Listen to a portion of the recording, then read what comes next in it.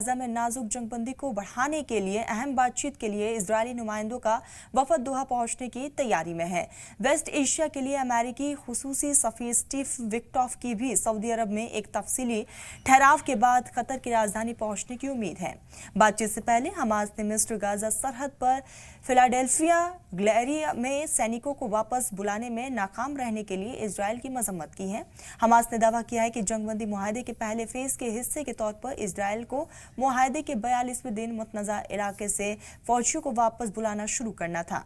ये मामला ऐसे वक्त में हुआ है जब इजरायल ने हमास पर दबाव बनाने के लिए इमदाद की एंट्री को रोक दिया और गाजा में बिजली की सप्लाई भी काट दी। इस बीच यूएन ने वार्निंग दी है कि इजरायल की कार्रवाई से गाजा में शहरियों के लिए खतरनाक नतायज हो सकते हैं।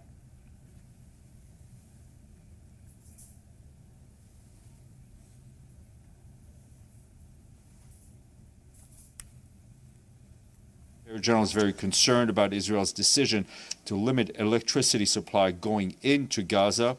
This latest decision will substantially reduce the availability of drinking water in the Gaza Strip. Starting today, the facility is set to run on backup generators, which will reduce the water production capacity.